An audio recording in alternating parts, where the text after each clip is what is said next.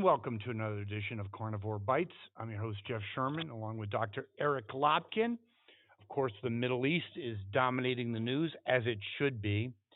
But I think the interesting thing beyond the tragedies that's going on is how it has shined light on the radicalization of the Democratic Party and the anti Semitism of the Democratic Party. And I'll throw it out to you. I think there's some good things as a result of that or outcomes. What do you think, Dr. Lopkin? Well, it's not just the Democratic Party. It's a little frightening to me how this has brought up anti Semitism across the world. Groups and protests are coming out against the Jews as though this was always just under the surface, and now they've got an excuse to be anti Semitic. Now, with the Democrats, it's absolute hypocrisy because the same people that have been yelling about everybody needs safe spaces and everybody needs to be tolerant and Black Lives Matter and gay lives matter, apparently to them, Jewish lives don't matter. Yes, you have a very interesting point. I think two things that I think are very salient. I think anti Semitism is always below the surface. However, the only thing I have to add to that, Dr. Lotkin, I think it's, I don't know, it could be as much as, well, I would say at least 30 years of liberal, socialist, anti-Israeli, anti-Jewish indoctrinations, especially in higher ed. I call it Nazi education, Nazi higher education, has had its toll. So yes, anti-Semitism has always been below the surface, but the worldwide higher ed indoctrination and media indoctrination into anti-Israeli and anti-Jewish sentiment has just put more fuel on the fire of an existing slow burn, but now it's an accelerant. What do you think? Yeah, I think that's a good analysis. In fact, I was having a conversation with someone the other day where I happened to note, it wasn't that long ago that everybody accused the Jews of being in charge of the media. The media was controlled by Jews. Uh, Hmm. Take a look at CNN, MSNBC. Where are the Jews that are controlling the media when they're putting out these pro-Palestinian messages? The New York Times, I actually commented on a New York Times story uh, just a few days ago that they had posted on Instagram because their only source for the story was the Gaza Health Ministry. Well, there is no Gaza Health Ministry. The Gaza Health Ministry is part of the propaganda arm for Hamas. Yeah, but I find it a little disturbing to say the least that More many than a little. subscribe no no no many of the subscribers of things like the New York Times are Jewish, and I think they should stop the shit and vote with their pocketbooks and cancel their subscriptions. It's going on way too long, and you need an action is required. Dr. Lopkin, your thoughts? Action is definitely required Is it and not needed at this point it's with Jews necessary. canceling their subscriptions? I don't know. Given the percentage of the Jewish population that lives in New York, I think if every Jew canceled their subscription to the New York Times, it would be devastating to And that I think paper. I think there needs And to be a grassroots effort to do exactly that. Talk is cheap, bullshit is bullshit. You need to cut off their disgusting lifeline. They're already let's say financially, up in the air, so to speak. You need to give the knockout blow and stop being pacifists. it's true. And, we talked about, I don't remember if it was last week or the week before, but it's not just the media. David Mamet made a very good point that when Jewish students come home from college for Thanksgiving, their parents should keep them home and stop paying college tuition to these institutions that are failing to protect their Jewish students and allowing anti Semitism to flourish on campus. And this is no longer a matter of free speech. Yes, I am a major free speech advocate. And sometimes free speech means you have to hear ideas that you don't like and you can't stomach. But this has gone beyond free speech when you have students in at Columbia University holed up in a cafeteria afraid for their lives because there's a mob outside the door. When you have a Cornell Jr. posting threatening messages that he is going to kill any Jewish male he finds and rape and kill any Jewish female he finds. This is beyond free speech. Okay, there's a double standard. Let's cut the shit. All right, it was a George Floyd thing. The academia, especially the elitist institutions, would be all over that. There's First of all, I find it they're enablers. It's not more than being silent. It's not just free speech, as you said. These Jewish people's students' lives were at risk. They were being threatened. Yes, the very institutions that created safe rooms and all the other bullshit that's leading to a generation of non-achieving Ivy League grads are silent. They're co they're co-opting this whole thing. They're conspirators.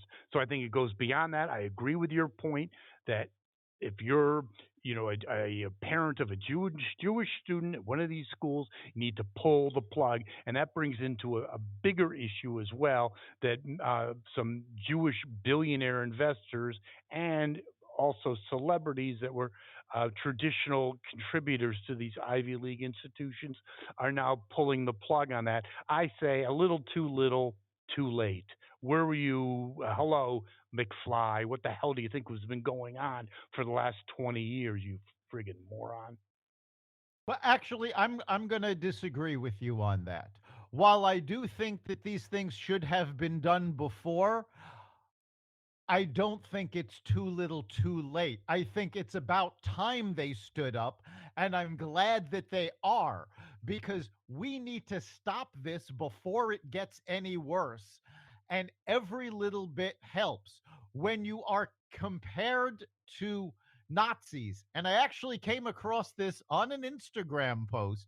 Somebody was claiming that the Jews and the state of Israel were Nazis because they were trying to commit genocide on the Palestinian people.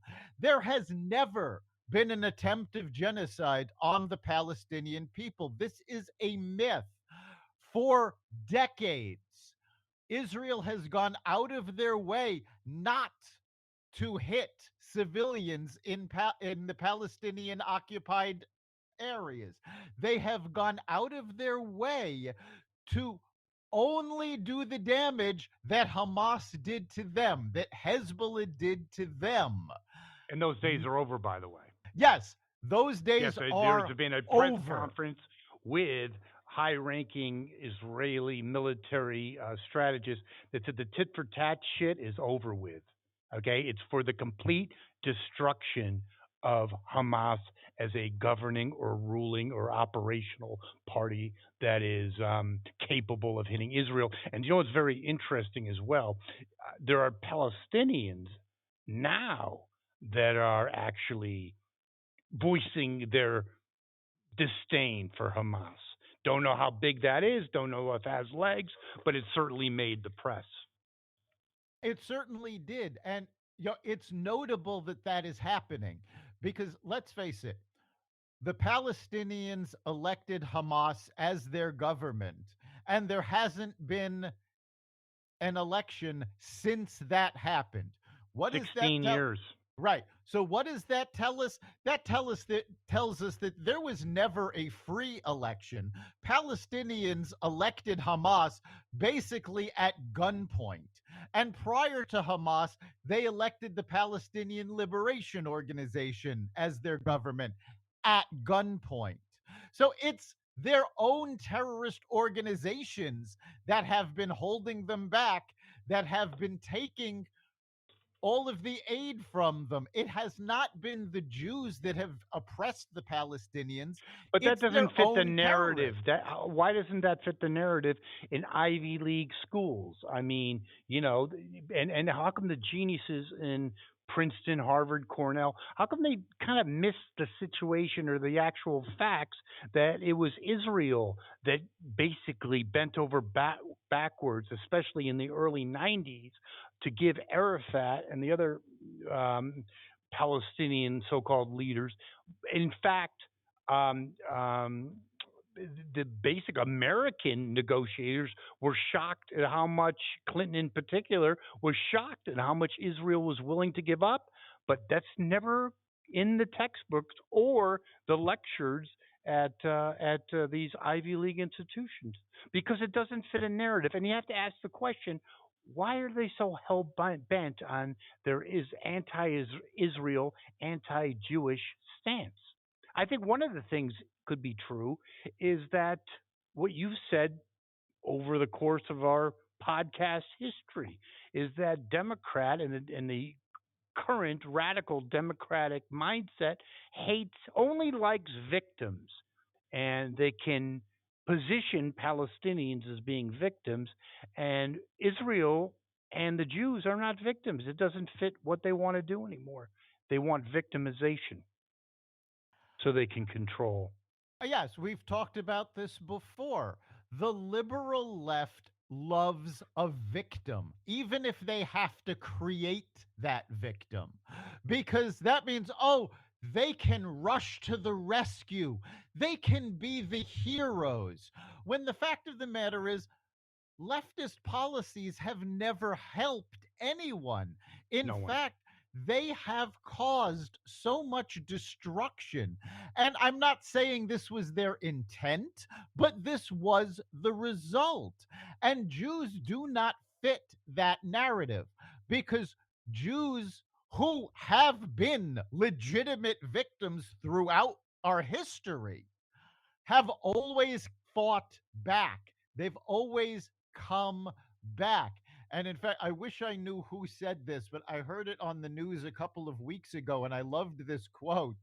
It's you try to kill us, we're going to beat you and then we will make a holiday out of it.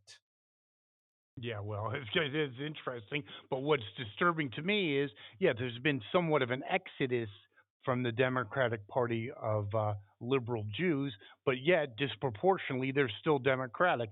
When are they going to wake up and smell the coffee? Because many, and when are Jewish leaders, Schumer, Blumenthal, when are they going to switch? When are they going to say something? Okay, Well, so I I'll some of the interrupt responsibility. Go ahead. I'll interrupt you there because I almost never say anything nice about Senator Richard Blumenthal, but he finally stepped up. He has been pushing pro-Israel policies within the party. He's been making speeches about how it's important to support Israel. The only thing he is doing wrong at this point is he is still, as most of the Democrats in Washington are, pushing for a temporary ceasefire so they can get aid into the Gaza Strip. The problem with this is not the idea of getting the civilians aid. The problem is the aid we have already provided did not get to the civilians. It was taken by Hamas. Okay, There are anyone who believes in the aid thing, okay, I'm all for.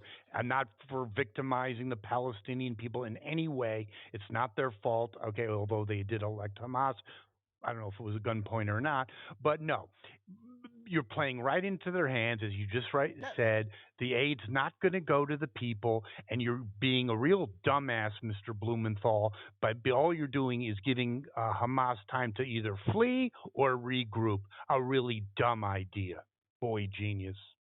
that we've already seen UN aid not just taken by Hamas, but taken violently. They actually robbed the storage where the UN was keeping the I didn't supplies. see that on CNN though. I didn't see No, it on CNN. Did I miss that episode? CNN hasn't talked about it. MSNBC hasn't talked about it. And again, I never give credit to MSNBC. I'm going to do so now. Donnie Deutsch came out and said, "This is absolutely ridiculous what they are covering. There aren't two sides to this. Hamas massacred people. They raped. This is not the act of freedom fighters." Meanwhile, of course, on the same network, you have Joy Reid spouting some of the most anti-Semitic bullshit I've ever heard. Yeah, and she's a Harvard grad, like I went to the moon, but that's another story. And by the way, with Donnie Deutsch, okay, who is Jewish, by the way, he's got plenty of money because of daddy's money, not on his talent. Right. Believe me, I can assure you that. But you need to, again, to have a real moment and walk off the friggin' network, okay? Is talking about it's not good enough. And people like Andrea Mitchell, she should be ashamed of herself, who also is Jewish, basically taking a pro Palestinian stance. Completely despicable. More actions required, and I really do believe Schumer, Blumenthal, others need to have a real come to Jesus moment and either have a formal press conference denouncing the radicalization and the anti Semitism of their party or take their ball and go home. Yeah, they really need to step up. And little by little, it is happening. It's not happening fast enough. The squad is being marginalized, not And just, primaried. yes, not, I was about to say, not just by their fellow Democratic lawmakers, but by their own constituents. Ilhan Omar now is facing a primary by a pro Israel Muslim. So, I mean, and let's wait, there's been a lot of talk of, oh, we have to avoid Islamophobia. We have to, not lump all Muslims in with Hamas. Yeah, that pretty much goes without saying, but there are tons of Muslims who know the real score. They need to speak up. They need to say, no, Hamas is not representative of us. The Palestinian story that you've been told is a lie. I would agree that needs to happen.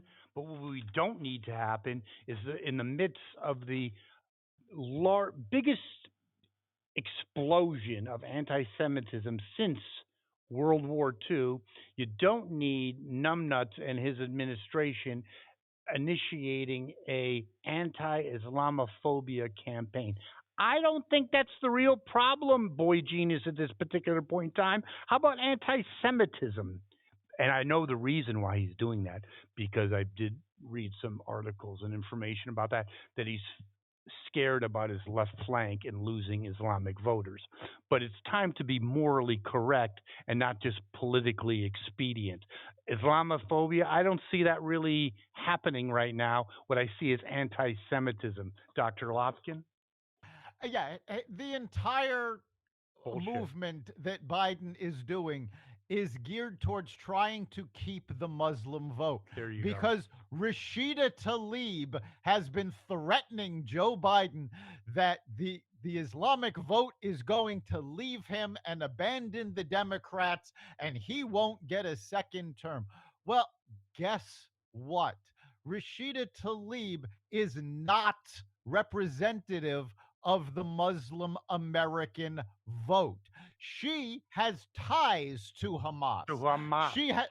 She has, yes, not, we're not talking about ties to Palestinians. We are talking about financial ties Yes. to a terrorist organization. I'm pretty sure that constitutes treason. I'd say so. I didn't see that segment on CNN Yeah. either. God, I'm not watching enough of it, I guess.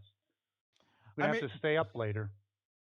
and they've been talking about the fact that, oh, we're not sure if we really want to censure her because we support free speech. Free speech doesn't mean inciting a riot of people in the Capitol. And funny how the same people that don't want to censure Tlaib for doing this impeached Donald Trump for claiming that he did the same thing. Again, I didn't see the insurrection slant on that one, but I don't know the difference. Yes, she's treasonous. She's anti-American. It's completely despicable. Um, and I think, fortunately, I believe that ship is going to sail, especially when 68% of Americans uh, in polls support Israel. And I did read an interesting article that I'd say the Democrats have a Jew have an Israeli or disconnect problem, not only on Israel about how radical they've become because they're out of step with America. And I think this tragic incident basically sheds the light it should have shed on how far the party has drifted left. Your thoughts? Yeah, and what's worse is it's not simply the elected officials. There is an employee of the State Department that for over 18 months has been publicly posting anti-Semitic essays on a public blog that he runs. And Jewish leaders have called for him to be fired. 18 months later, the State Department still not only hasn't fired him, they won't comment about it. We have people within the Biden administration that signed a petition to try to get Biden not to support Israel. These folks have been hired by our own government. They are openly anti Semitic. They don't even try to hide it. And Ex it is, Obama officials, by the way. yes, these are all Let's ex call a Obama spade a spade. officials. Who was no friend of Israel and no friend of the Jews, even though liberal Jews loved him. I can't answer that question why, but some a country I don't have a lot of love for is Turkey, and we talked about this last week, so we're not going to really dwell on it. But if you had a real leader, why wouldn't they throw Turkey's ass out of NATO? Your thoughts, Dr. Yeah, Lopkin? Turkey No does business being in no no business being in NATO. Turkey does not belong in NATO. And it's not simply because they're anti Israel and anti Semitic. This has gone back for years. Our only real ally when we were fighting in Iraq were the Kurds. And Turkey kept attacking the Kurds. They are attacking our allies, Kurdistan, Israel. These are the only folks we have as real allies in the Middle East. And our own NATO ally is attacking them. Turkey needs It to be goes thrown out of NATO. it goes into a bigger question, though. The best and the brightest, so called, we're getting back to the Ivy League. How effing stupid are we? Turkey, who is an adversary, not an ally, okay? But they're part of NATO. Do you know what that means? It's not just they get the letterhead; they also get the technology. Oh well, maybe that was a little bit of a screw up. Just thinking. I think it's even more than just the technology because we don't there's technology we do not give to Turkey and we don't share with other NATO Well, they helped countries. develop the But F-35. That's yeah, pretty good technology. but what really concerns me is that every member of NATO is pledged to defend the other members of NATO. If Turkey decides to enter this war on the side of Iran, are we seriously going to consider defending them? Nothing shocks me with Biden, but I hopefully not. I don't think that's going to fly. That would be one of those. What are the asterisks in the bottom of the contract that says that? And if there's excessive rain, the gutters are not insured anymore. There you go. And speaking about being enlightened and open-minded, the Free Palestinian movement and protesters threw rats into a McDonald's to express their open mindedness to the situation. McDonald's being one of the few corporate heroes in all this. You know, back with the George Floyd, you couldn't get enough bullshit from corporate America, and now you just hear crickets, except for McDonald's that actually supported Israel not only in words but in actions. And of course, they pay the price for it, and they'll probably get no positive financial dividends from that because the press will be silent on what they did. No, probably not. And I mean, the stupidity of the pro Palestinian protesters never ceases to amaze me.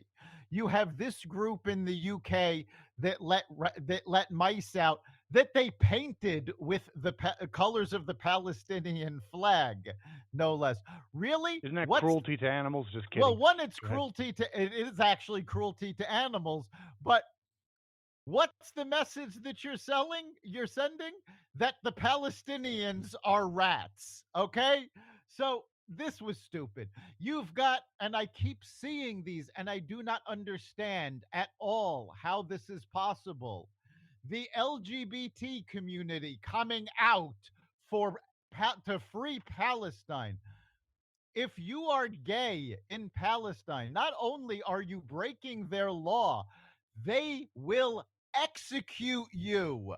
Israel is the only country in that region that protects gay and lesbian rights, and you are protesting against them. Yeah, it goes to knowledge base. If you ask some specific historically based questions to these dumbasses protesting pro-Palestinian and ask them any serious question, it's all based on emotion. And the party of so-called science, the Democrats, once you shed light on something in terms of facts, they run like crickets. Am I not correct? Yeah, It would be I embarrassing for their protests to actually interview these dumbasses. I think honestly every college, every university, and actually, I'll go so far as to say every high school in the country needs to make The Case for Israel by Alan Dershowitz required reading. I have heard from Muslims who have read this book and have come out and say, this is not what we're told. These, this is not at all the myths we've been fed.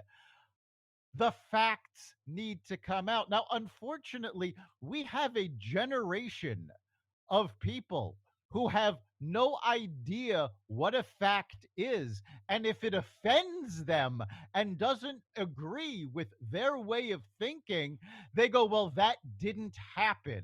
They're saying it now as video comes out on the atrocities that Hamas has been perpetrating. They're actually denying that Hamas has done this. I think that's one of the quintessential points of this whole discussion. A whole generation. I said we said this last week. At least during, let's say, called the protest movements of the '60s, those people actually had the educational background and the brains to formulate at least a coherent argument. These dumbasses don't have that. All emotionally based snowflake bullshit arguments. They know none of the facts. I actually think it's as dumb and dumbass as being pro-Palestinian is just cool and hip. I'll go that far. On campus. On campus. Sorry. That's actually not just on campus. That's actually what it comes down to. I actually heard a statistic earlier today that if you post pro-Palestinian videos on social media, it is now the fastest way to get more followers. There we go, isn't it? But with these followers, we again elaborate and talk about the explosion. Was it below the surface? Was there accelerant put on this? I think all of the above is true. But you have basically the UN envoy from Israel now wearing a to the UN wearing a Jewish gold star, reminiscent of the Holocaust days. You have an article written, "Is it time to leave Germany?" If you're Jewish, obviously, as well as France. So, Germany, a place, obviously, the birthplace of the Holocaust, but always went an extra step to ensure that they weren't going to at least be accused of that again. That's now done. They don't really give a shit about that. So it's really not even safe for Jews to be in Germany anymore. And France has been always a wussy nation anyway. They'll go any way the wind blows, but they're not. It's not safe for Jews to be in France as well. This is a very scary time because there's really no one going to defend the Jews, except I'll have to say the born agains and the religious right. There you go. Yeah, that the religious right has come out in defense of Israel, in defense of Jews, against anti-Semitism. The same people that the White House has been calling radicals, and yet they refuse to call the pro-Palestinians who have rioted. I'm not talking about people who are protesting peacefully. And by the way, watch the footage of the pro Palestinian gatherings. How many of them end up as riots? Now take a look at the pro Israel gatherings. None of them have ended up in riots. Yet the White House refuses to label them as extremists. I think there's a Wall Street Journal quote getting onto this whole war on the Jews, basically saying there's a global war on Jews, and that's why Israel needs to exist. That's the Wall Street Journal. I think it dovetails right into Dershowitz's book. But we do have a war on Jews, don't we? Like it or not. We do. It has happened. And what very few people, I think, appreciate the irony of the level of anti Semitism that is going on at the United Nations when the United Nations was specifically founded to make sure that something like the Holocaust never happens again. And now they're standing by and making excuses for the people who are trying to exterminate the Jews. And I think the head of the UN, whatever that's called, uh, that despicable piece of shit, basically, The with two Secretary weeks ago, General. yeah, with complete asshole, came basically 100% blaming the Jews when you really want to think about it. Let's just get right to the crux of the matter. He says, yes, it was horrible what happened, but these things don't happen in a vacuum. Essentially, uh, we killed you, but it was your own fault. There you go. Yeah, and I mean that's what the Nazis said. And I've harped on this before. I will continue to point it out because people need to be reminded of this. The full name of the Nazi party was the National Socialist Party of German Workers. They were socialists. Yes, Guess and the what? second The biggest socialists anti-Semite. are still Nazis. There you go. And the second biggest anti-Semite and envier of Hitler was Stalin. So communism, socialism, not your friend, Jews. Just want to kind of throw that out there. But we have another caravan of. I'm sure there's going to be a lot of anti-Israeli folk in there, as well as maybe Hamas operatives headed towards the U.S. border. That's a smart thing to do. I think that's brilliant strategy by the Biden administration to let this happen. Yeah, the border situation is untenable. There was testimony just yesterday by the Secretary of Defense who actually said in response to a question that we are not safer under the Biden administration. He made the caveat that he thinks that they are better prepared, but that Hmm. because of the border situation, we are not safe. We know for a fact that 180 people on the terrorist watch list were captured coming across the border over the last 6 weeks. We also know that over the last year, there have been more than 500,000 gotaways.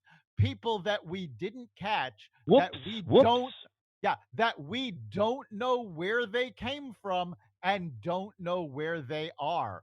You can't tell me that some of them aren't terrorists. I can tell you, but it's going to be a Oh, lie.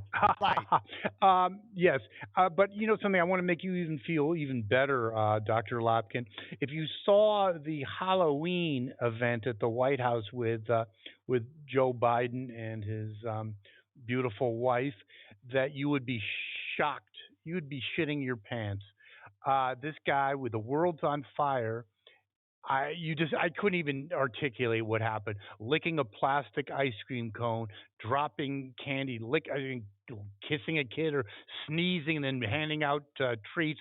But worse than that, that's just par for the course. He dropped some candy and then the camera showed his hands and they were shaking.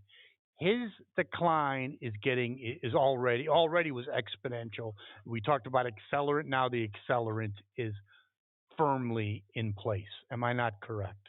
There is no one in charge, border anywhere.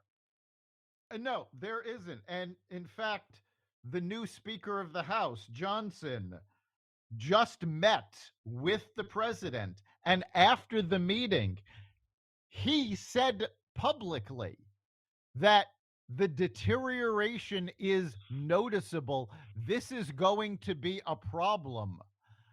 So And it's by the oh, way, I like Johnson. He's got some, I got it, the controversial stances, whatever. But I think when you're in dire straits and difficult times, you don't need a go with the flow kind of guy. I don't think the whole change of leadership was necessary, warranted, or good. But in the end, he's going to call a spade a spade. I like it. I think the world needs to know this guy's not in charge. I mean, he is out there. If you saw that Halloween, that was scarier than any vampire I've ever seen. Out of control. You couldn't make it up. no, his condition is deteriorating. It is a dangerous situation.